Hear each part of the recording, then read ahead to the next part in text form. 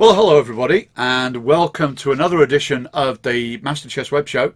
And today we have another special guest, English Grandmaster Keith Arkell, who has basically played professional chess since we both started out in the game. I mean, I think I first met you at one of the Liverpool Junior training tournaments, Keith. That was with you turned up with your brother Nick, right? Who later went on to waste his time on other stuff, right? And then we stuck to the chess. One way of yeah, I mean Nick's a very talented player, and at that time I think we were probably on time. I mean, I was rated a bit higher, maybe because I'm a year older, and that tends to happen when you're older than your brother. But he was equally talented as me, and then but yeah, he gave up for 30 years and did normal things like had a family and got a big house and got a nice big business for himself, and has done well in the Orthodox world. So yeah, we went in That's not normal.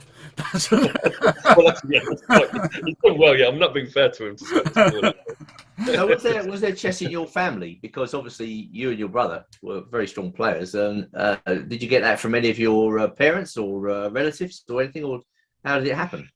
One day, after maybe a year after the Fischer Spassky stuff, our father came home from work and just showed us this game that he'd just learnt from his workmates, and this was just before my 13th birthday. I was kind of 12 3/4, and Nick's 14 months younger, and we absolutely loved it. And so we were just playing each other like over and over again, really competitive with each other. We were kind of gambling over our record collections, and really determined to beat each other. And we just come home from school and play. So and we got good quite quickly. I don't know whether it's because we had a raw talent or whether just playing so much and being so determined is what did it. But yeah, we very quickly became quite strong players. We didn't mess about with kind of 93 grades and 110 grades. We went straight in. I think I was 142 in old money, and my brother was like 136. And right. Yeah, so we first grade. Yeah, I think my first grade was like 139J. Right. That's kind of similar. Yeah, but that was just normal. I mean, you started pretty late, and I came to competition probably like only as like a teenager. I mean, I played in club stuff, but that was that was probably I started in club stuff when I was like 12, and then tournaments when I was 13, 14. Yeah, that's just. Did you go to a chess club? Did you go to a chess club, Keith? Yeah, a club called St James. One of my school friends just came to school one day and said, "Oh, I've just joined a club," and it's called St James Chess Club in Rubery, near where our school was. And in there, me and my brother went there, and another school friend went there. We all started going to this club, and this kind of ordinary comprehensive school that we all went to became one of the strongest kind of schools in the Midlands. And we started doing well in Sunday Times competitions and everything. So yeah, it's four of us were very, very keen, and yeah, got good quick. Yeah. And of course, chess has provided you with a lifetime's pleasure and experiences, really, hasn't it? Yeah, I mean, it's funny. There's two kind of ways of looking at it. There's the kind of Danny Gormley way of kind of, oh, this is a terrible existence. What am I doing, wasting my life like this? Yeah, but it's all tongue in cheek, isn't it? Surely, Danny, he says these things, but he carries on doing this exactly the same thing. Exactly. Yeah. He must love it, really.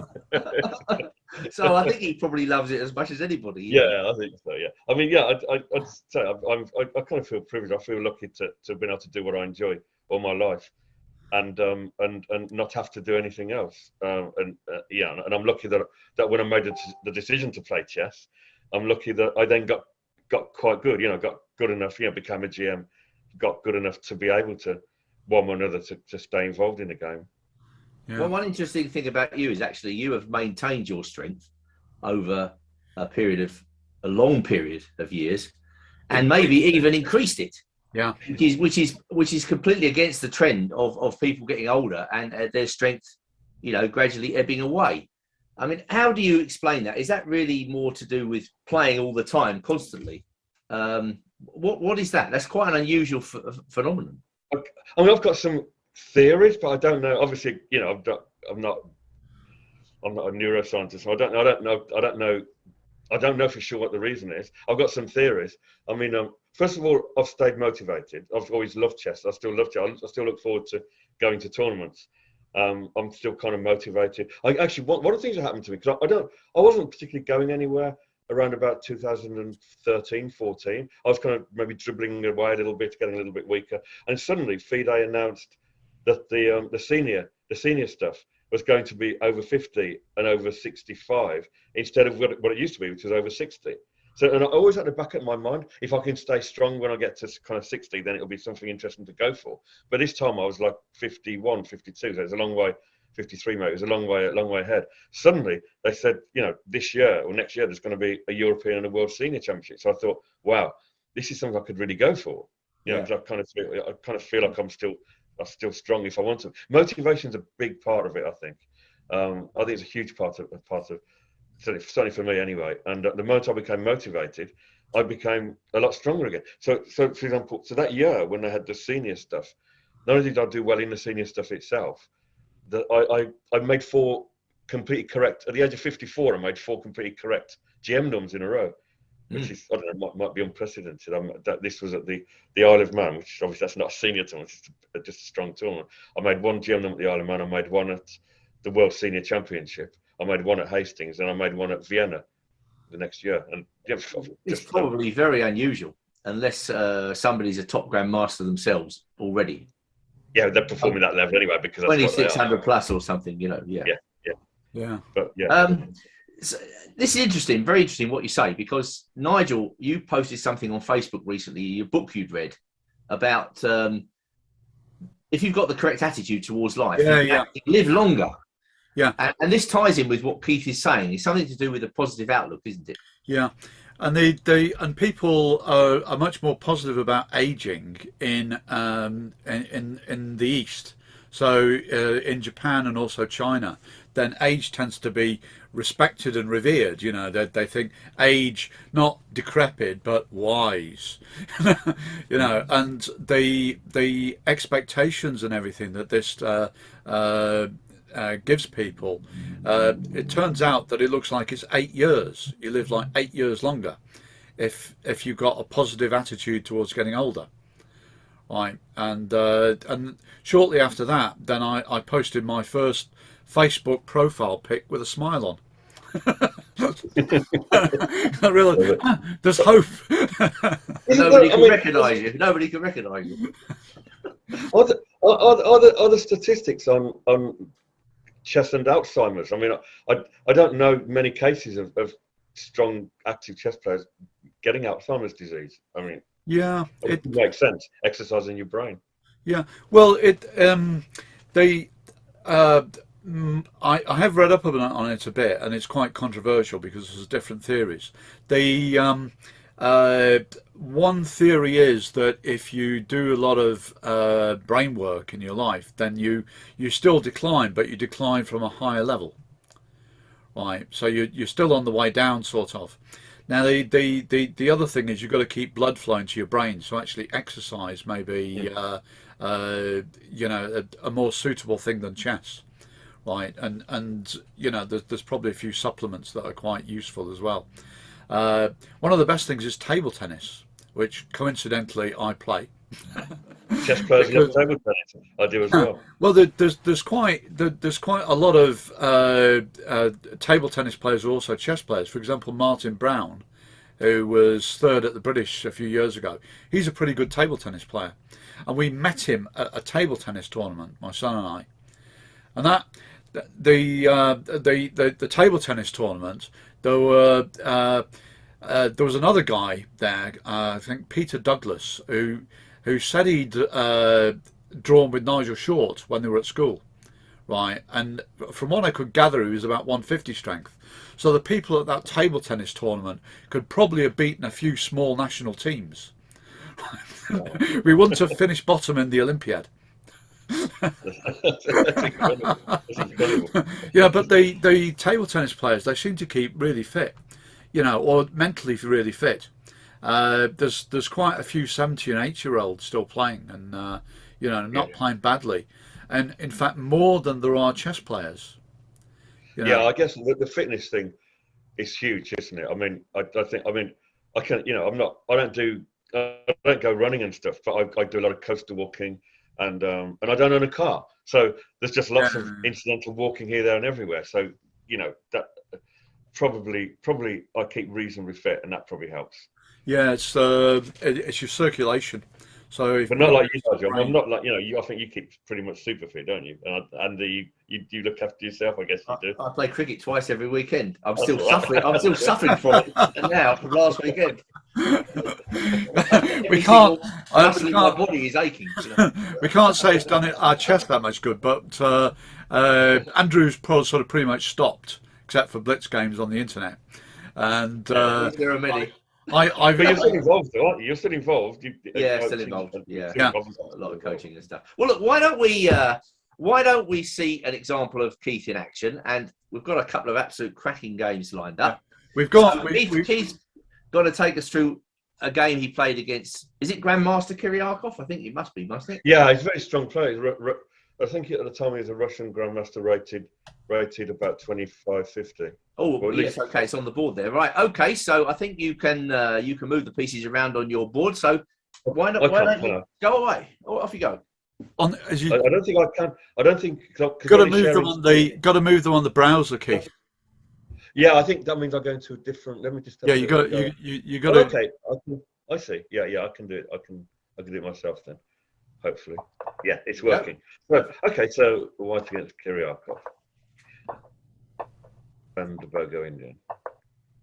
So what's noticeable when he's, I mean, this isn't an absolute generalisation, but kind of well-trained, well-brought-up chess players don't like to give space. So in this position, kind of like let's say a non-well-trained, or perhaps not a non-Russian player is more likely to play systems with d6 here, and you know, followed by e5. But you know, a Russian player has to stake the centre, has to put a pawn in the centre. So he plays d5. Is bishop takes a c3 and knight e4 possible there? Yeah, it must. Remember that is theory, isn't it? I guess, yeah. I mean, I think everything nearly equalises, but nothing completely equalises. I mean, I'm sure that is. I mean, I'm not actually that versed on the theory, but I mean, in fact, the way the game goes, we transpose to something like that. It looks like Rogozin or something like that, doesn't it? Yeah. I think probably then white doesn't have to play c takes d5. Well, it doesn't have to anyway, but I think white can play a lot of moves without having to free the c8 bishop with you know, a lot more easily, because d takes c doesn't really combine very well with knight e4. So I don't know. Yeah, I don't know the theory, so I'm sure you're right. But what I do have is Arkell's hierarchy of pawns, which I talk about in my in-game book. Arkell's traditional thinking with pawns are that centre pawns are stronger than wing pawns, and theory just kind of leaves it at that. Yeah, normal thinking just leaves it at that. My hierarchy of pawns is a little bit different. In positions where, if you're talking about normal positions where both players are castle kingside or will castle kingside, if one player or both players castle queenside, everything's completely different. But so we'll forget about that from now. So normal positions, castle kingside. The a pawn I have as the least valuable pawn. Obviously, we know that, even if it's not putting words, we know that. We know that if black's got a pawn on b5, white plays a4, ba, white's made a gain. And more subtly, the b pawn's a little bit weaker than the c pawn. And a good example, a good demonstration of that is in a Queen's Indonesian. I don't actually remember black is okay and Adorian and all that, the Queen's Indonesians, where black would go b6, bishop a6, b5. To try and change the b pawn for the c pawn, and you know, and black would succeed in making that exchange, but at a cost of tempo. You know, the knight will come to c3, the bishop will get battered around again, and eventually end back on the diagonal. You mind if I just show that? Yeah, it's on the board. It's here, isn't it? This one. Yeah. b3. Yeah. Is that right? That's correct. Yeah, that's the one. Yeah. And white can actually gain some tempo with taking it. Bishop takes knight c3, and black can play bishop c6 or even bishop a6 in that position. So the black's happy to have the bishop battered all over the board. What black gains is to swap the b pawn for the more valuable c pawn. The c pawn is more valuable because it has influence on the centre, and so on. It's a more important pawn. And then we go along to the c and d. I think it's kind of understood that in for example in the Sicilian, when white plays 3d4, white has that actually is an anti-positional move. It's that the d pawn's a little bit less valuable than the c pawn. Obviously what white gains for that is lots of space and initiative and a lot of early checkmates and so on. But purely on the structure, black's made a gain by playing c takes d4. I've got a slightly different way of looking at that. I Yeah. but I think it may amount to the same thing.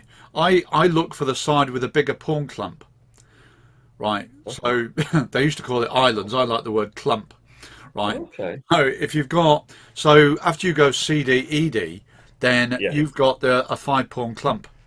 Ah, I like that. Yeah. But have they? But they've got a 4 pawn clump on the queen side. So are you saying? Yeah, well they've got 4 and 3. Right. But Yeah. so your 5 trumps their 4 and 3. Oh, I've never thought of that. That's very interesting. Well, why is that? Why is that? Very, very Pray common in tell my me. games. It's very common in my games to have those 5. I mean, it's very, very common to have those 5 and to never move. I think it's more or less it will equate to what Keith is saying, but we just talk about big clumps instead of like mini transactions. Yeah, it seems like it might come to the same thing. You're absolutely right. There are some other refinements with my kind of pawn structure stuff, which is if you're playing some kind of delicate minority attack, you cannot afford to move your own pawns around them. You can't afford, for example, in this case, f2, e3, and d4. You have to keep that very, very solid while you're going around the edges and doing other stuff. But yeah, certainly. But this hierarchy of pawn, it carries on. This is slightly more controversial, but I think the d pawn is a little bit less valuable than the e pawn. And this is borne out. I mean, a centre counter is a good example. Why is black prepared to play e4, d5, e takes d5, queen takes d5, knight c3, queen d8? The reason why black's prepared to do that is because black's made a very, very small gain. In that, having an e pawn is quite a precious thing. A pawn on e3 can stop a bishop on b6 attacking f2. A pawn on e3 can support a knight on d4. Safer, doesn't it? Yeah, and it can support a knight on d4 after some other suitable exchanges. I think it's very slightly more valuable an e pawn than a d pawn. All else being equal, of course, and in reality, all else often isn't equal. And I even take this one step further. I say that I think that it's my way of thinking in these positions where both players are castled kingside or will do. I think the f pawn is more valuable than the e pawn, and the best demonstration I can think of that is in the Dutch. If white can achieve e4, f takes e4, something takes e4, then an initiative stays about equal, then white's better. Yeah. Well, black's going to have some kind of semi-backward e pawn as well. Yeah. But even if he didn't, even if he had like e6, d7, there would be a slight structural advantage for white. Yeah. Oh, interesting.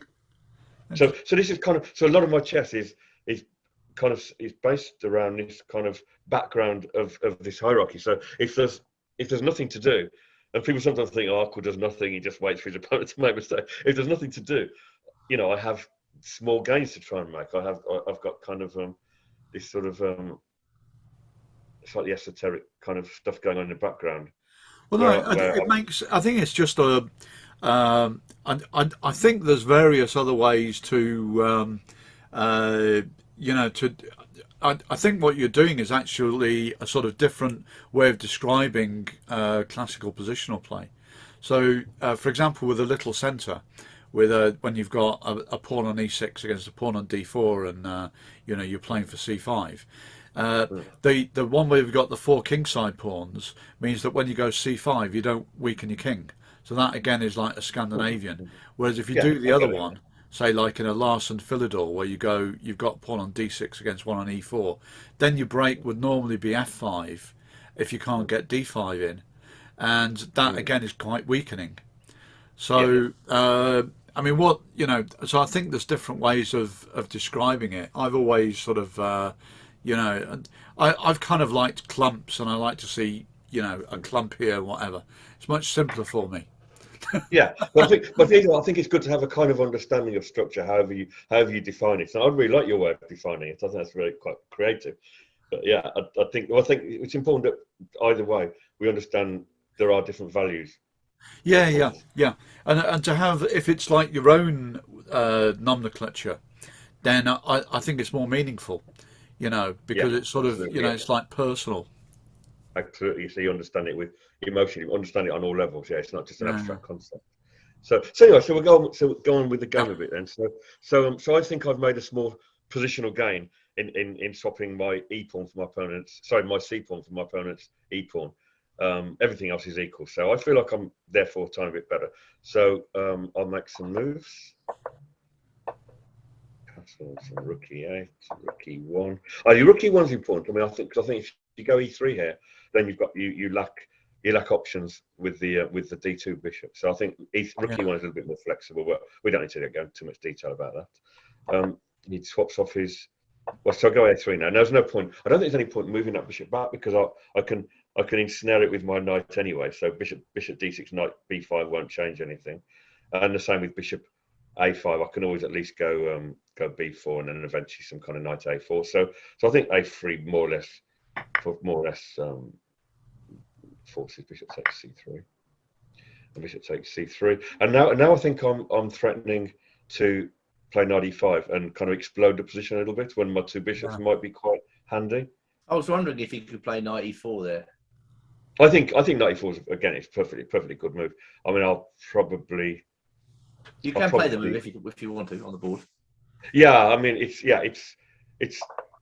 there's not much to say. I think, I mean, I guess I play rook c1 or you know, with the idea of maybe playing b4, b5, or maybe I'll play queen c2. Not even sure what move I'd play.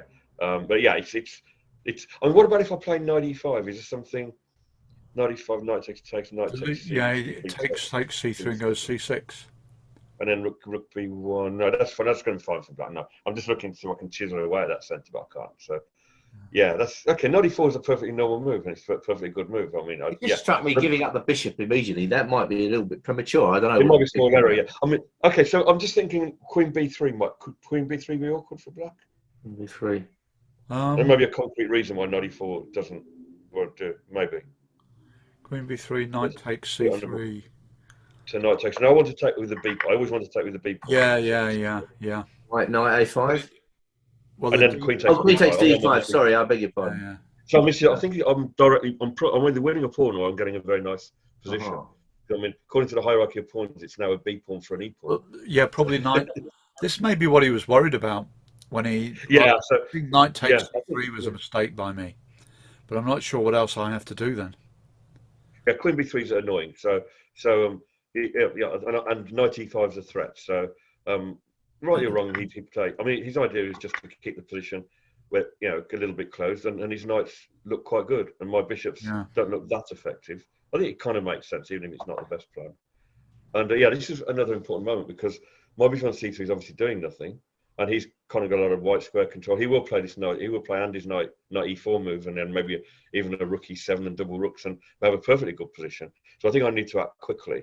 And my bishop is on c3 is the worst place of all my pieces. So I played the move I was quite pleased with here, queen d3, because I wanted to play bishop d2 to bring it onto the more active c1 to a6 diagonal, to put it somewhere like f4 or g5. But obviously I can't play bishop d2 because there's nothing defending d4. So I simply play queen d3 so I can go round the queen while keeping d4 defended and without having to play e3 when my bishop will just be locked out of the game. So this is a threat now to play bishop d2 to f4 or g5, probably f4, followed by rook c1 and e4 and so on. Should he play knight d8 to e6 maybe? Yeah. Knight d8. I mean, I think I would just carry on with rook c1 and b4, and I'd hope to get some kind of minority position, and just claim I'm a little bit better, and hope that you don't come and checkmate me over there. I mean, I can do things to stop you checkmating me. When your knight comes to e6, I can then go bishop d2, and the knight will be actually clogging your position a little bit on e6. Well, I'm probably going to go h5 somewhere, aren't I? Yeah, I mean, I don't think I'll get mated, but yeah, it's an active idea. I mean, I think we probably all agree that white's a little bit better there, maybe. But black's not in any kind of trouble. I think black's not in any kind of trouble yet. It's just very, very fine margins we're playing with. Yeah. So yeah, I mean, So knight e4, bishop d2, and now I think if the bishop comes to f4, it could get a bit awkward. So he just locks it off, and now obviously I want to go rook c1 and b4 and so on. And what he wants to do is have a setup with knight on d6 and pawn on c6. Yeah. So he goes. And then with a6 as well. I will never ever play b5, and black will be very comfortable. So I can't. And my bishop on f3, my bishop on f3 will be very ineffective if I can't break up the queen side. But he doesn't quite get there in time, does he? No, this is the race. This is what happens. So we could speed through the next three moves while he tries to achieve that and doesn't quite make it in time. So we get knight e7, b4, c6, a4. I just want to go b5 as quick as possible, obviously, and a6 to slow that down. This rook, and now he tries to beat the knight. So give him one more move, and he's got knight d6, and then he's very comfortable. So I just play b5. Should he have played b5 there? But he can't then get his knight round, can he? Because if he goes knight f5, you go bishop g4. That's right. Yeah, there's no route round. Yeah. So I've probably still got something after b5. B5 is certainly a playable move, but I don't think black's position is so desperate that it's necessary yet. So what we've got here really is one of your all-time favourite plans, isn't it? The Carlsbad structure, and you're going for the minority attack. You must have executed that hundreds of times. It's absolutely bonkers, yeah. Thousands. It's like, it might be, including online games, we might be talking thousands. And it's kind of like, I get a chance to keep refining it because I'm playing it so many times. I'm kind of learning little nuances all the time. I mean, I had a game, the very last game of the English Championship. In that game, I played minority attack, and my opponent is trying to swap off his white squared bishop. But the position where he's trying to do that, I'm aware that in that particular position, I'm the one who should be trying to change the white square bishops. It's one of those positions where black goes b5 and white goes a5. And in those positions, white cannot play those positions if the white bishops are on the board, because black's bishop on c8, which the rooks can go round it, can go to like a7 and e7. A bishop on c8 is so good at defending c6. As soon as white plays a knight c5, black just goes bishop c8. And as soon as white regroups and brings the knight back to attack c6, the bishop can go to d7. So the white bishop in those kinds of positions, white squared black bishop in those positions, is a beautiful piece, and that wasn't understood before about the 70s, I don't think. And in the 70s, they started to realise, hang on a minute, why is black trying so hard to swap off that bishop? It's actually not a bad piece. But we digress. But yeah, so even at minority attacks, simple things like minority attack, just the understanding improves all the time. I mean, just for the crowd, just show what would happen after this move, because if black can find time for knight c8, then it might not be too bad. Yeah, I mean, you're right. I would love to swap that knight off. And so, okay, so I've got the advantage that you're not threatening knight c8 yet, because then I'll go ab. Yeah, I have to go rook b8 first, aren't I? Yeah, so how about if I start with rook a2? a2. Okay. I can do it, can't I? Okay. Rook a b8. And what if I now play ab? And then double rook? Yeah, ab, AB, knight c8. White has a move. I thought he was going rook ba1. Maybe queen f4, because I just want to try and stop that knight. That's annoying. So what I'm trying to do, I'm trying to get a bit of initiative to make up for the fact that you've won the battle over pawns. Well, I suppose I have to go rook b7. Yeah, rook b7. Okay, so now I can double rooks and say I've got a little bit of initiative. It's not much. I mean, maybe bishop g4 and a queen's getting a bit restricted. No, it's getting annoying. It's getting. I'm better. You haven't equalised. So. Yeah. It could easily get out of hand. This is the problem. Yeah, the initiative, all four pieces, and then maybe the h pawn will go up the board at some point, and even sometimes even an e4 if my initiative was so.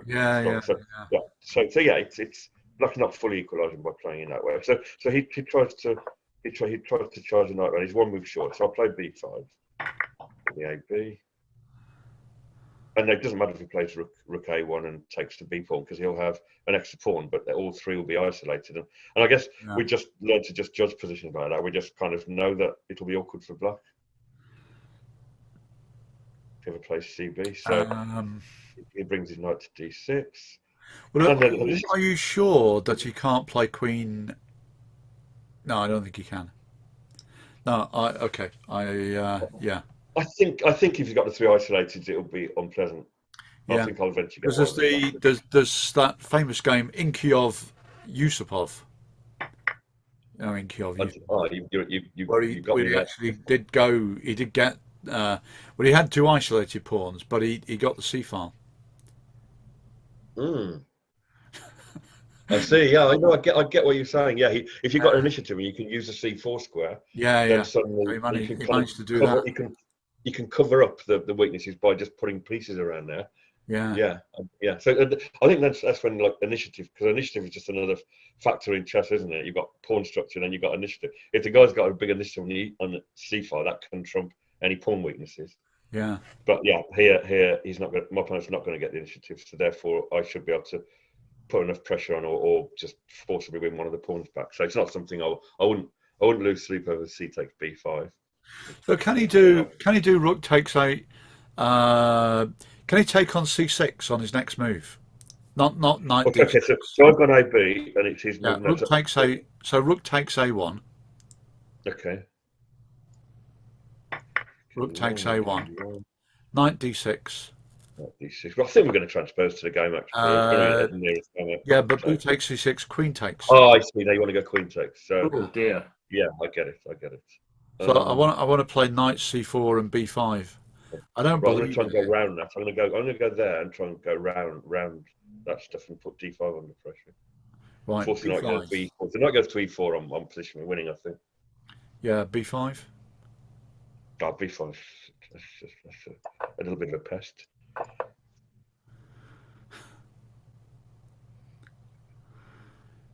You have to admit it, Nigel. These thousands of games of experience, showing. I don't know why. I don't know why I'm trying to defend this position. You're getting ground down here in 100 and probably giving up the weekend circuit. I'm a glutton for punishment. Can we carry on? Okay, let's go back to the game. Yeah. Okay. So, Moving swiftly on. So he played knight d6, and the situation clarified. And the question is, how big an advantage is this for white here? Because in a 4NCL about 3 or 4 years ago, I was white against Nigel Short, and we got to almost this position, and we just agreed to draw. And actually, the reason why is it wasn't quite almost this position. He just had something a bit more active. I think it's like the one rook was missing, one rook had got swapped off, and he got the initiative with his other rook. And so, and kind of black having a rook on b6 here, and white white having say a rook on c1, and black having the option of moves like queen b7, and then being very annoying down the b5. Yeah. It's much easier for black to play than a position where the black rook's passively defending. All the pieces are passively defending c6. So the position where Nigel offered a draw is very different to this position, even though the structure and pieces were identical. So basically here the plan is white will never win, unless white's very lucky. White will never win the c6 pawn by force. But what white can do is tie black down to its defence, and when black's fully tied down, then start encroaching. So if start encroaching with maybe try to get to 7th rank, maybe try to get the bishop to h3, which is what happened in the game, and just gradually run black out of squares and options. And so in the end, when this game, he ends up having the knight on e7 defending a pawn, and then somehow I was able to bring my queen and rook in, and then while the knight was defending c6, then the knight needs to be defended against, say, a rook a7 and a queen c5. And slowly, the knight defends the weakness, the pieces defend the knight, and then nothing's defending the king. And I ended up getting round the back and giving the king some. Yeah. So, I mean that. I've always been. I looked at this position. Minority attack positions. I've looked at them quite a lot over the last few years, even though I haven't played them an awful lot. I was impressed with. I saw games by Henkin and Barsov, and they would get to a position like this. The queens would be off, and they would play g4 with white. So, absolutely, 100%. It's even happening in this game the other day, the last game of the seniors. G4 is absolutely it's a big move in these positions. In the old days, I used to go, one player would go h5, one player would go h4, and that was like an auto thing. But yeah, it's g4. It's not, it's actually my favourite chess move. I've written in both of my books. I've described g4 with white and G5 with black. I said, when you can play that move, it's a sign that you're doing well. Yeah.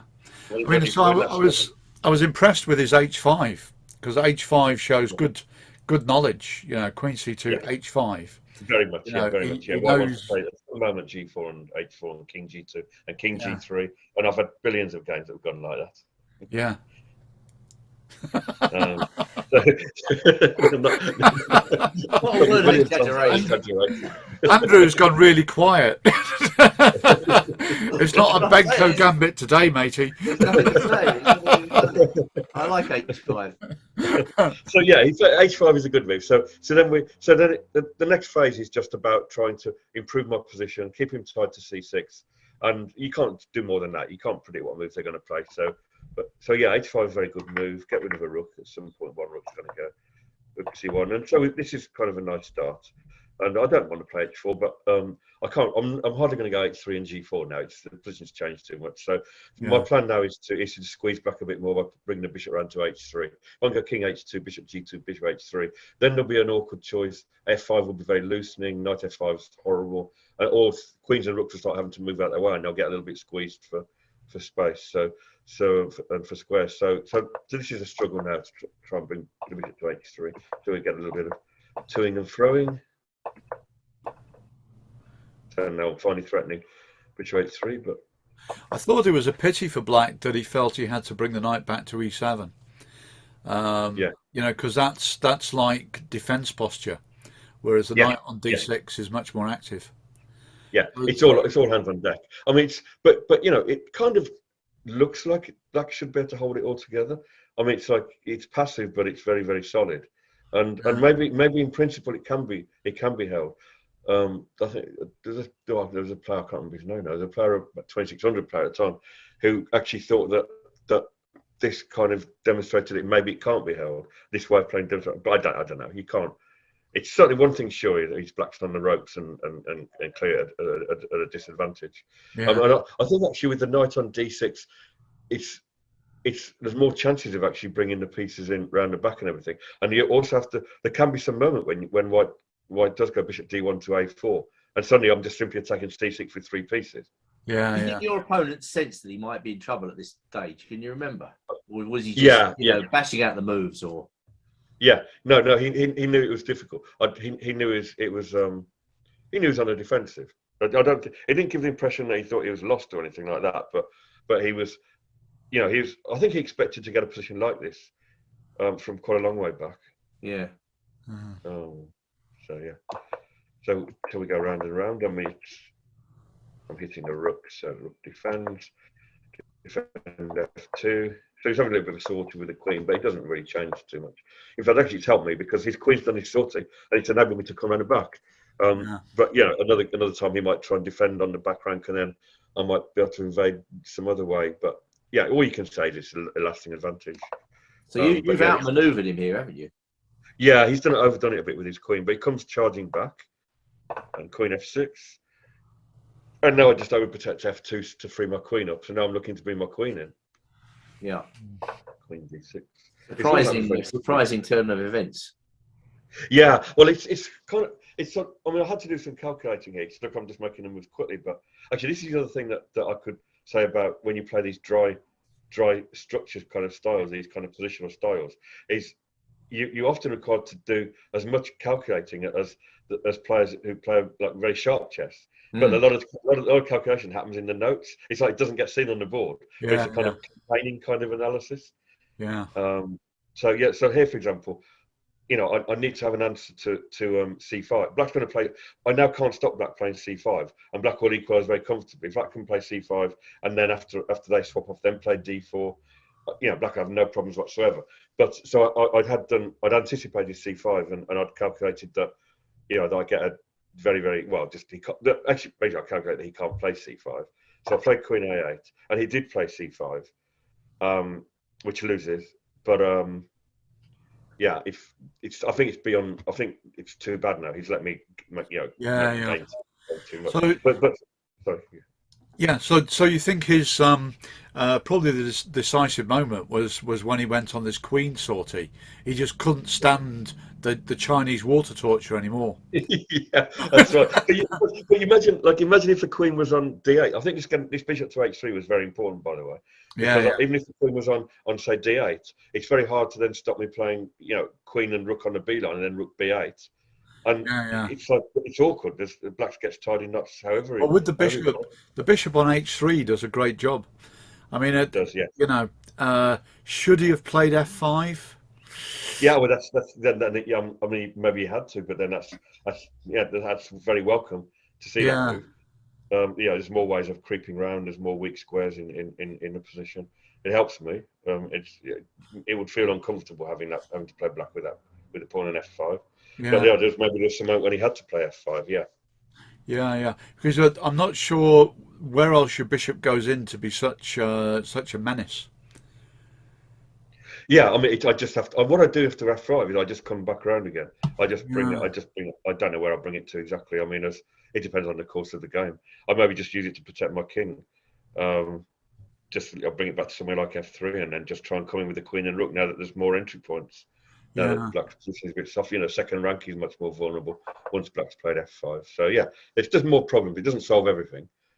yeah. And, So and, and maybe you should even do it here. yeah, but it's just a hard move to bring yourself to play. Yeah, I yeah. mean, I think if you have to play F5 here, then there's something gone wrong. It's not a Yeah, normal yeah. Well, small. at least you don't have a knight to put on F4 or E5. Well, that's You get the true. Yeah. bright side, you know. I mean, I could try and invade on the queen side. I could try and bring the queen to F4 and try and bring the Yeah, rook yeah. round for the A and B files and the queen down to F4 and G5 and H6 or E5 squares like that. There's so many gaps to try and fill. It's still going to be a nightmare. Okay, I'm not going to try and defend any more of these. The other week was quite enough for me, thank you. So Sorry about that. let's. It's all right.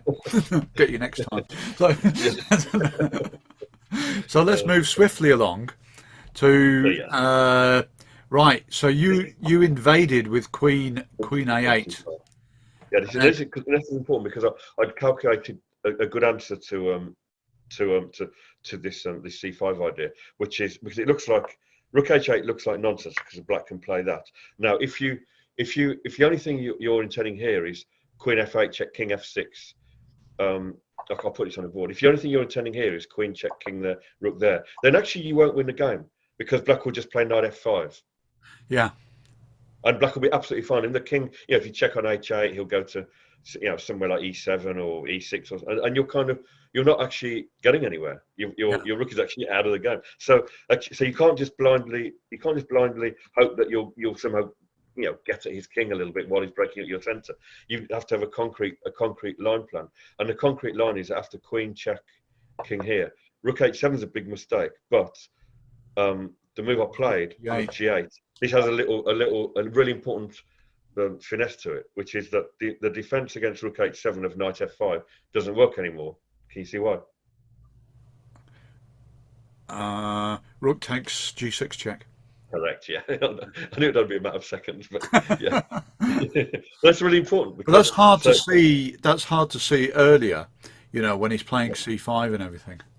Yeah. I had to have it, otherwise I'm suddenly going from being better to being worse. So, Yeah, or that being kind of fine in some kind of way. But yeah, Rook G8 is. I think actually I've looked at this with an engine at some point. I think Rook H6 wins in some very weird engine type way. But are we interested in that? no. So Rook G8 threatens Queen G7, mate, and Black. Like I said, Black hasn't got this Knight F5 defense anymore. So and Knight C8 also drops a piece after Bishop takes C8, obviously. Does Rook H6 win for the same reason that Knight F5 is met by Rook takes G6 check? Yeah, well, the fact that Black hasn't got Knight F5 is important. So maybe there's another win against Knight C8, so you don't win a piece anymore against Knight C8, but you win in some other clever way. So I can't remember how it goes, but yeah, it's Rook H6 wins in a computer-like way, but my Rook G8 wins in a human way. So now it's only mate, and he can't move the knight to stop it. So the only defence is King E5. There's no other way to stop Queen G7, mate. Well, this And now we have. Now we have. It's hard to resist the temptation to do some check.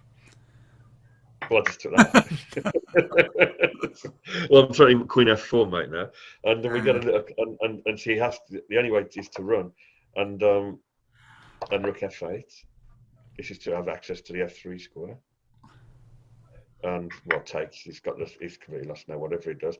And now I worked out. My thinking here was, because I hadn't worked everything out to the end, but like here I did work it out to the end, and I can do it with all checks. And to be able to do it with all checks, you have to force the king to the B line, so that you'll have a decisive Rook B8 check. Yeah, yeah. And so I worked out how the queen and the bishop can combine to force the king to the B line, and that goes like this: queen check, king here. And now, if you go queen E3 check, then the king can actually go to C2, and it's the game rumbles on. I'm sure there's probably winning, but game rumbles on. You can't force a king to the B line. The only way to force a king with all checks to the B line is to start with that check. Right. And he resigned now because now if he tries to avoid running away, we'll get something like this here. You know, eventually, Yeah, he'll be there. eventually He'll have to go there, and then finally that'll win mate. So it's actually just all checks to mate by just playing that starting with bishop f1. Very so nice. that was that one. So maybe I could just show you the Julian game very quickly. Yeah, sure. Well, we've got plenty of time. Yeah, good stuff. We good stuff. Yeah. Well, this is relatively lightweight. This next game, except that the opponent is not that lightweight. They're both pretty good opponents. Because around that time, when was this played again? This was played in '96. Julian was 26-15 and about 30 or 40 in the world. So he was at the height of his powers at this point, wasn't he? Really? I'd say, yeah. I mean, he would have been what, early 20s? I mean, he won the British several times. About 30, maybe. About late 20s or 30 or something. Yeah, early 30s, I think. And this was from a weekend tournament. Is that correct? This was a Surrey Easter. It's a kind of a seven-round international, 7-round FIDE rated event. So really, this was a critical game for the tournament in many ways. Yeah. It was. I think it's probably my highest performance ever. It was the only time I've ever performed anywhere near 2,800. Because I beat Simon Williams, I beat John Ems, I think my only draw was against. I'm not going to be able to remember now. No, it's game. And I am anyway. But yeah, I made 6.5 out of 7. It's my best performance ever. But yeah, this was a key game because I think we were both on 3 out of 3. So. Well, also people have the impression that you have a sort of technical style, but when you are called upon to attack, you really do attack, don't you? That's what you're going to see in this game. Yeah, I can be a right old hacker. Yeah. Well, as a junior, you were very tactical. I see. Yeah. What? By the way, what sparked your interest in endgames? How did it happen? I can almost remember the games when I played this guy called I can't do names. This is really bad. And he was playing this German player, graded about 2000 at Hastings. We got to Queen and Rook pawn against Queen, and I started noticing that I was sitting there calculating long variations.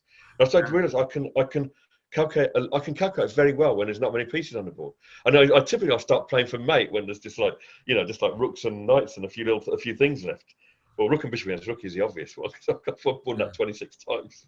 But I can calculate very well in limited material positions. What I'm uncomfortable with is incalculable positions, which is positions are so random that you can't calculate them. They're like a big mess, and you have to kind of judge tactics and that kind of stuff. I'm very uneasy there. But when it's crystal clear, I can calculate very, very well, and you often have to calculate in when you're playing positionally. So.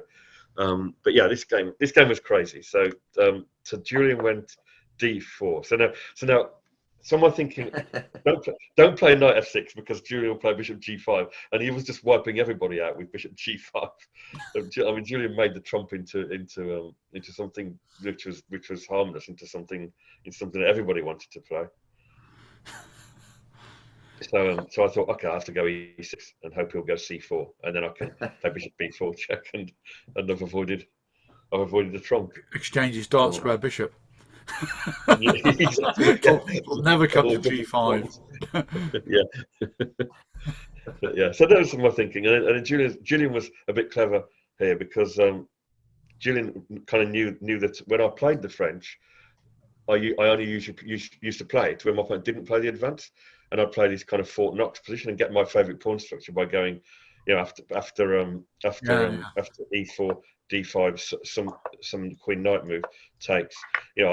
Julie knew that I liked these positions structurally because I've got my, even 27 years ago, I still had this preference for having an e-pawn and my opponent not having an e-pawn. So Julie didn't want to play into my comfort zone, so he played the advanced French, and I think, I don't know to some extent we're both on our own here. I think none of us had this position very often. No, I think he used to play it when he was a kid, actually. Yeah. Oh, okay. So like at school or stuff like that. Yeah, but he played the gambit line with knight f3, knight c6, bishop d3. What, the Milner Berry? No, the other gambit Nimzovich. line. Nimzovich line, gambit. Yeah. Right. Oh, okay, that's interesting. Well, he didn't play it against you, did he? So he couldn't have found it that interesting. It's interesting at school level. Yeah. But what's interesting? The Milner Barra Gambit. We just thought it was not a bit silly, really. Not really very, something. Might guess a bit of initiative, but it's got to be nonsense. The engines are now saying the Milner Barra Gambit is very strong. Is that right? Well, isn't it the new 8 rookie 1 line? Yeah, you probably know a lot more than I do. Nigel's studying on the engines 24 hours a day, He's just revealed. The only thing that I know is that when black plays c takes d4, white doesn't. That's right. White doesn't even recapture. That's the point. Yeah. White doesn't recapture. White always. Wait a minute. Black's supposed to play c takes d4 before bishop d7, isn't he? Possibly. Oh, is that right? Otherwise, he takes c5. Yeah, there. Now, how can you play with b1 here? So that's a challenge. White castles. Okay. I see. So black doesn't even have to play. So white's prepared to do this even without the bishop being on d7. Yeah. And white still gets compensation. I think the problem is that the g8 knight is really stuck. White gets such a leading development. It's not clear where black can put the g8 knight. This is the problem. You've got 2 pieces for black which want to go to e7 in the French. Yeah. So I don't even like queen b6 now. Yeah, I played it in my last. I think it was the last tournament or the tournament before. I still don't know enough French advanced theory, but I think it was Don Mason the senior recently, and I just played knight ge7 because I thought it's just queen b6 is there's so much theory on it, and knight. That's in my repertoires that I give students. I give knight g7 here. I think it's a good move. Yeah, and it's like the number 3 in popularity. Oh, okay. So it's very very decent move. Yeah. Yeah. So it's 5 bishop d7 if it comes to that. Yeah, bishop d7 is a decent move as well. But I think people started to drift away from queen b6. I think there was suspicions, that it's a pretty risky move. Yeah, you play queen b6. Yeah, so Julian missed the powerful bishop d3.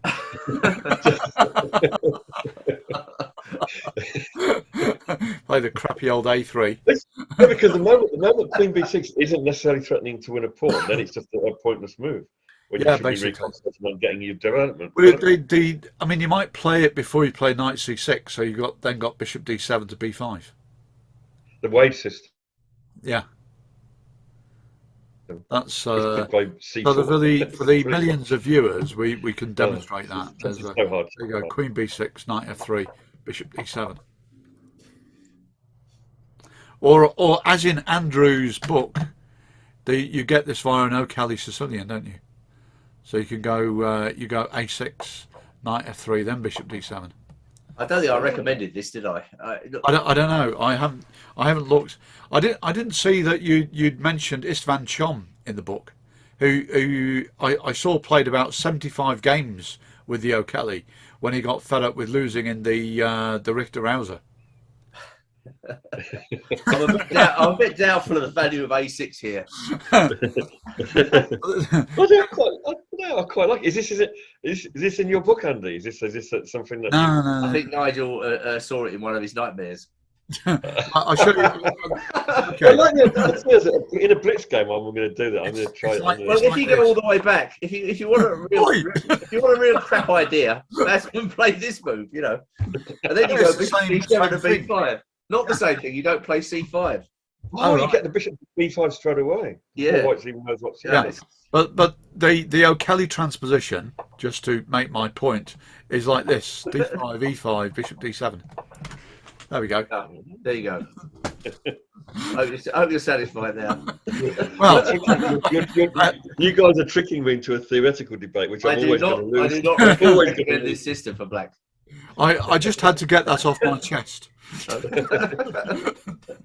Anyway, back to the game. So yeah, c4 is obviously playable when white's played a3 because then b3 is less powerful in reply. Yeah. So yeah, so we play on. This is interesting now. It's quite strategic now, isn't it? I mean, it's one of those paradoxes where if black castle's kingside and white castle's if black castle's queenside and white castle's kingside, white still wants to play on the kingside and black still can prefer to play on the queenside. So it's about the space, not where the kings are. So sometimes they blow the position up with bishop b4, cb, bishop b2, and then play for c4. Yeah, makes a lot of sense. Yeah. Well, keep going. This is just warming up. Yeah, the fun starts a little bit later. So yeah, h4 makes a lot of sense. All these moves make sense. You didn't feel like playing h6 there? No. I didn't. I just didn't want to waste time. I wasn't worried. I didn't think he was threatening h6. I mean, there's also just the let's be honest. I'm going into this game playing a very, very strong player with black. So if I can get some completely blocked up position and draw the game, I'll be more than happy. So, if Julian plays h6 and I go g6, I probably wouldn't go. Obviously, I'll take it off. But if I go g6, then he's only breaking his b3. Then obviously I'm less likely to get slaughtered by him. No, I just want to get my pieces out. So I play. Well, actually, I played f5 now. Again, thinking, well, if Julian doesn't take, he's only breaks at b3 and g4. So nothing scary is going to happen. But yeah, he took on. I think taking on Passant might be overdoing it a little bit. I'm not sure. I quite like black now. Yeah, I feel as if it's kind of, it makes, I mean, I think what should he play instead? Should he move his bishop then? I think he should. I remember losing a game to John Nunn around about this time, where he actually just didn't take on Passant, and he did a lot of subtle manoeuvring and eventually played g4 at some moment. Yeah. What just slowly played g4. When you h3, bishop h3 is it? Bishop h3 is possible, and I think maybe that's what the doctor. I think knight f1 to g2, exactly. Knight f1 to e3 to g2 to f4. Yeah, exactly. Probably. Improve all the pieces maximally, and then slowly decide where to put the king, leave it in the centre, try and connect the rooks somehow. There's a lot of messing about, but black can't do too much either. And eventually line up everything and play g4, and he did, and he won a very nice game. So that's something that I think that's what Julian should have played. Yeah. But when you take on Passant, it makes h4, h5 look kind of funny.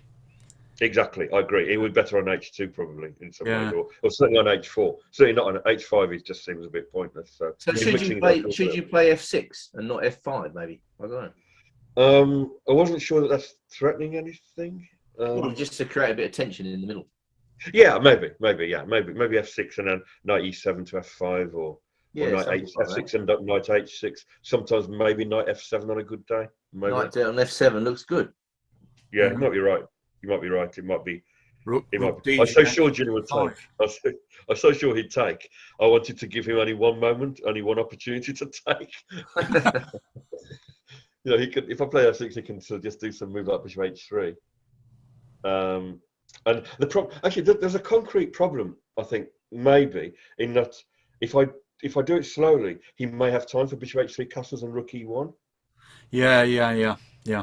And I'll never play e5 again. I'll never play e5, and he'll get the normal pressure. His bishop might even come round to f4 at some point, and so on. There might be some super court grip with, eventual f4, g4, and f5. Yeah. I'm letting him play where he's got the more space. I think you're being pessimistic about black's position. I think black's okay. Yeah, it's hard to say. After f6. It's a lot of it's psychological, because I mean, maybe if I was playing somebody the weaker player, I'd want to keep the tension, and maybe then I would play f6 rather than f5. So, Yeah. so there's a little bit of you playing the opponent as well as the position. Well, f5. Here we go. Let's go f5, and Julian did take. I think he just arrived too late. So after bishop there, bishop d6.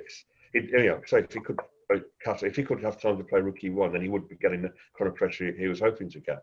Yeah. But I think I just get e5 in too quick. So now I've got a very nice position. Yeah. It's still kind of messy as well. But yeah. I mean, his only remaining plan is to play for b3 and try and create disturbance over there as soon as he can. So I went e4, knight h4, and I could go e3 here, but it's not. It looks strong. I mean, maybe it is strong, but it's not like I'm checkmating. To checkmate, I need my pieces in. So I played knight e7, threatening f5, and just strengthening everything. And Julian lashed out with b3. Well, he sees his position starting to creak, so he goes for chaos mode. What else can he do, though? What else can he do? He's got to make it messy, yeah. So queen back, defending c4 and aiming at g3. Now, excellent move coming up. Yeah, I think if I just played knight takes c4, knight takes queen takes, then white's bishop on c1 is kind of helping. The knight could come to g2 and the bishop on c1. He can hold the squares. He can hold e3 and hold f4. And nothing really horrible is going to happen to him.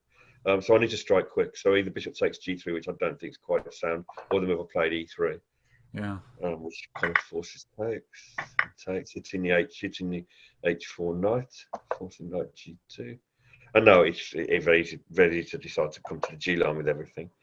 Yeah. Rook g8, queen e2.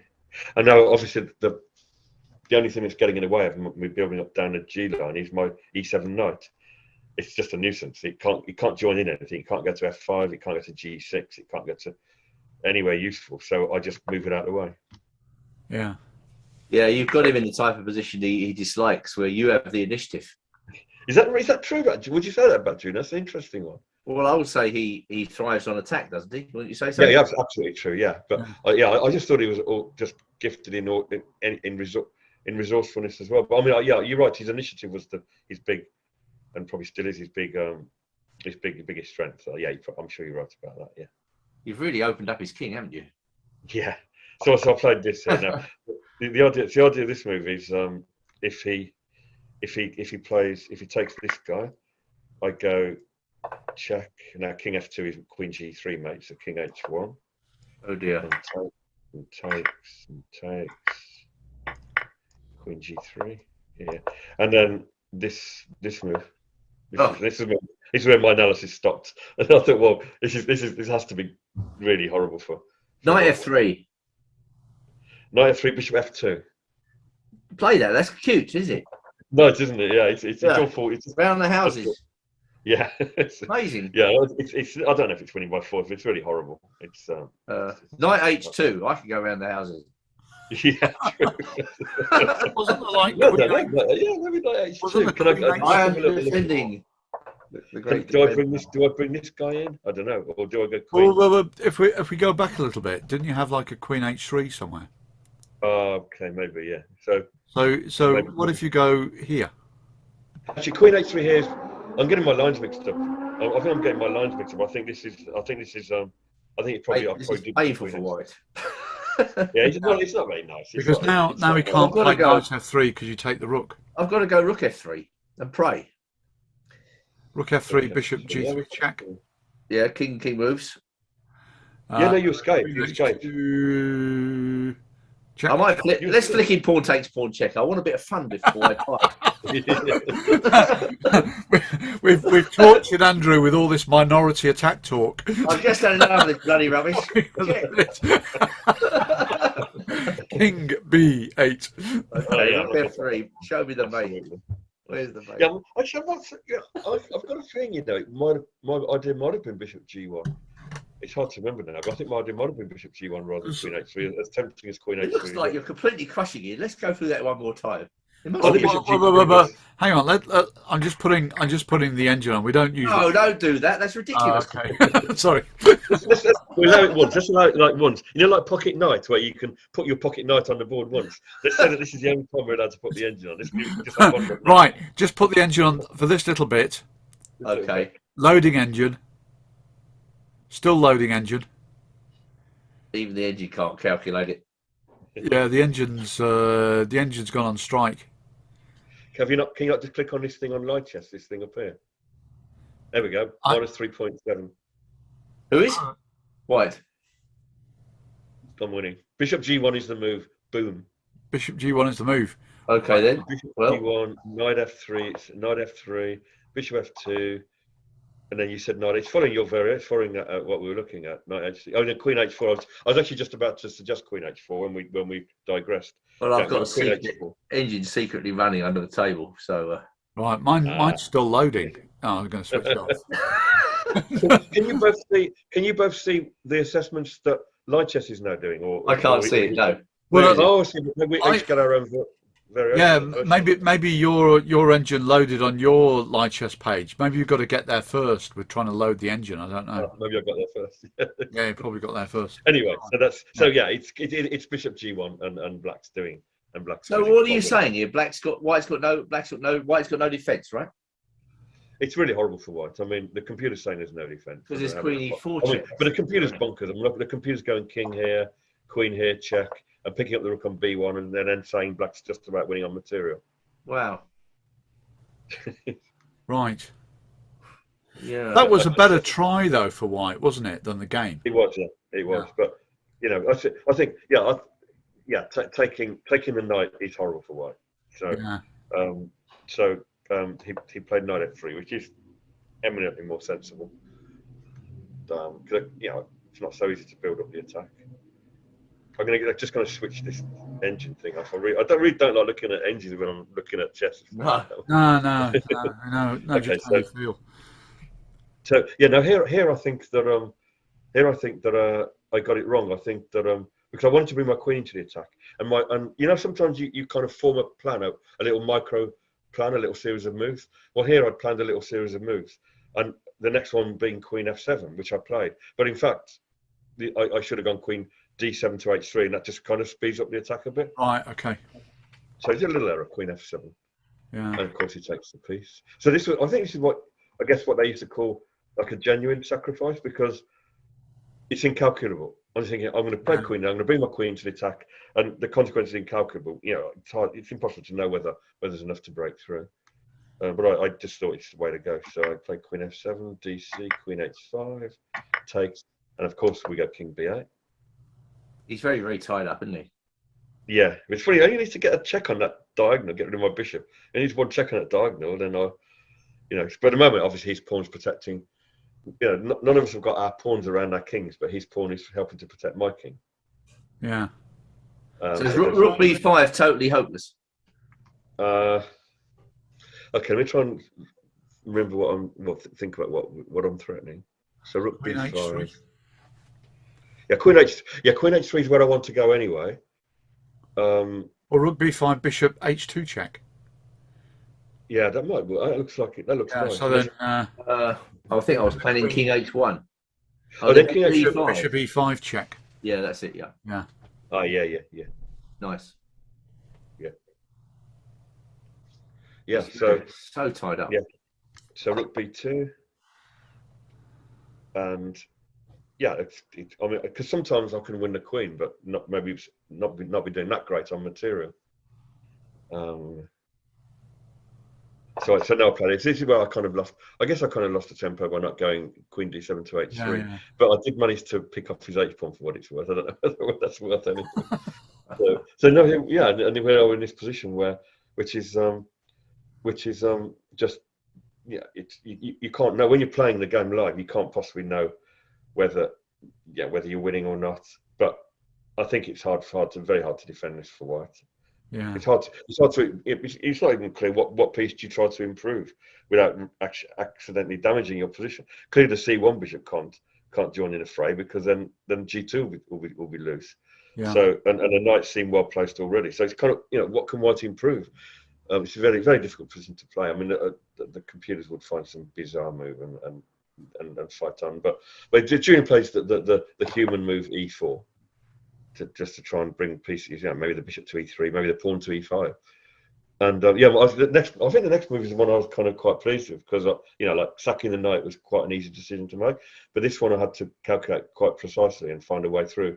And I managed to find this idea of actually, because I know I have to try and bring a rook to the H file to continue the attack, and I saw a way of doing that. So I played rook G4, and Julian wanted nothing to do. He played E5. And I took it, and he took back, and then finally that the last piece comes into the fray, very usefully because in this position, knight c4. Not only is it aiming in the right direction, but it's actually importantly attacking the e3 square, and we'll see why that is important in a second. Yeah. So knight c4 is always a very very nice move to be able to play. Just bringing in the Cavalry. Cavalry, bringing up the rears. The knight c4, rook c2, and now it's forced mate. So do you guys know this game, or do you want to work it out for yourselves? Unfortunately, it's there on the screen. Not the game score. Oh, oh no! It's a bit of a spoiler, you know. Yeah, people are always trying to do that with us, you know. Can our audience see what we can see? Yeah, they can see it. Oh, Yeah, okay, they can see it. It's right there on the screen. Yeah, we'd have to enter the moves as we go to do a testing. Yeah, but you know, nobody wants to be tested. Nobody wants to be tested. They want to be entertained. Exactly. So okay, here's the entertainment. So my next move is rook h4, which can be taken by both knights. I'm threatening queen h1, mate. So clearly that rook has to be taken. There's no other way to stop queen h1, mate. If this knight takes, then we have queen h2, mate. And so Julian played the only other move, which is this one. And now we see the point of the knight being on c4. I now get double check. Another nice move. Yeah. King's also take it. And then I played queen there. Very and nice. Julian, the sporting as ever, played onto a mate. And he said, I do believe that's checkmate. And gave me a warm handshake. Because Julian's a great guy. Yeah. That was a fabulous, exciting game, you know. I mean, it's,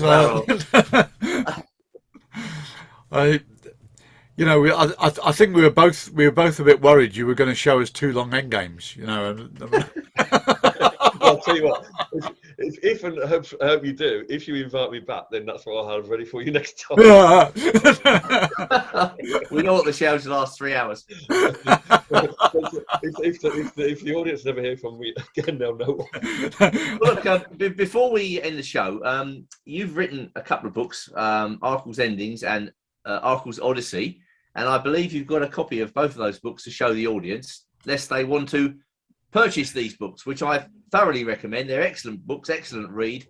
And Keith, hopefully, can show us the cover and tell us who the publisher. Yeah, thanks for that, Andy. Cheers, Andy. Yeah, this I actually wrote way back. This came out in about 2010. Arkell's Odyssey. I mean, I'm gonna at some point I'm gonna update it. Perhaps as I move towards the end of my career. So when I don't think I'm going to achieve anything more, then I'll update it and just complete it. But yeah, this is a full autobiography, and it's like warts and all. It's not just chess. It's kind of psychology and psychiatry and my love, everything. It's all there. It's warts and also autobiography. Where can we get a copy of that? It's very difficult actually at the moment. I mean, I've got some. People can email me. Other than that, I think you can try Bob Jones of Keveral Chess. I think you can Google Keveral Chess, Keveral Chess, or you can search. It's certainly not on Amazon. You can search. Sometimes people sell it on eBay, things like that. But it's actually very hard to get hold of. How about this? If anybody out there watching wants a copy of Arkell's Odyssey, they can email the Master Chess Roadshow, and we will pass your email on to Keith, and then he can respond as he sees fit. Yeah. I think that's the best way to do it. And we don't have to give out your private email on the air. It works for me. I wouldn't mind either way, but that works for me. That's fine. If I set Keith up a page on masterchesswebshow.com, I can do a contact form, and they can fill in the contact form, so they won't get your email directly, but the message will get to you. Yeah, that's a good idea. Sure. So we'll do it that way. So I could do with a picture of you at some point, please. we'll put you up a contact form. This is our standard procedure with guests. We turn them into icons on our website. And what about Arkell's endings then? That's a more So yeah, isn't it? actually, how can I? Let me just try and go back to, because I've just got a chest in front of. How can I go back to our Zoom call? Let me just see what. Well, I'll just stop the share here. Hang on. Okay. Right, so, Okay, that's it. I've got. yeah. Oh yeah, we're back. Yeah. So yeah, the other one I did for the other one. Well, the other one it's much better presented than the other one. There's a lot more color and a lot more, the nice bright photographs and everything, and it's Arkell's endings, which I think it's Simon approached me about it. Simon Williams, Ginger GM approached me Have you about got it. a copy And, there that we can perhaps? yeah, so this is Arkell's endings. Yeah, who's the And publisher? so this is Ginger GM, Oh. and being distributed through both Amazon and Chesham Bridge. And yeah, it's doing quite well. Actually, I think it's been the bestseller there for quite a few And months. haven't you just completed a course for Chessable on that very book? Exactly. Yeah, they've just literally. I've just got back from it today. Right. We've just been. We've done a course. Well, actually, Simon himself. We did about a year and a half ago. This came out 2 years ago. A year and a half ago, we did a Ginger GM video course, which that can still be got on the Ginger GM site. But I've now. Chessable have now approached me, and obviously they're bigger still. They're even bigger than Ginger GM at the moment. And that's saying something. And we've recorded some stuff on the book, and also we've put some new material, some stuff on Zugswang, and basically more of my end games. So yeah. Well, that is a tremendous book, so I can only recommend that to our viewers. And the Chessable course is probably going to be even better. So cheers, Andy. I think we've had a really good show tonight. Hour and 20 minutes just flown by. Yeah. So, we actually got some good chess content in this time. That doesn't always happen. It's incredible. It's incredible. Yeah, no, but joking aside about my boring right. games, if you want me back, I'll be back, because it's been good fun. Yeah. Okay. Yeah. We'll definitely bring you back. We want. Ideally, we'll do it just after you win something big, right? Okay. So there you go. There's an incentive. Right. Just try not to beat me on the way to winning it. Keep waiting for the big events. To a recent 4NCL game where played Nigel, and the results shall be kept private for the time. I think people have guessed by now. So. By the steam coming out of your ears, yeah. Actually, I'm actually on a run about 9 out of 10 since the 4NCL, so I'm doing a little bit of a nice run at the moment. So I'm trying to claw my rating back. I want my 2,500 back. It's a bit of a journey from where I'm at the moment. Right, guys. Well, it's now time for a glass of wine. I've had enough. Yeah. Okay. I've got a couple of beers in the fridge, so I hope you have too, Keith. I'll talk to you both wine and beer. All right, guys. All the best. Yeah. Thank you very much. Yeah. Thanks very much for coming on, Keith. Thanks for having me. Cheers. Cheers. Bye. Bye.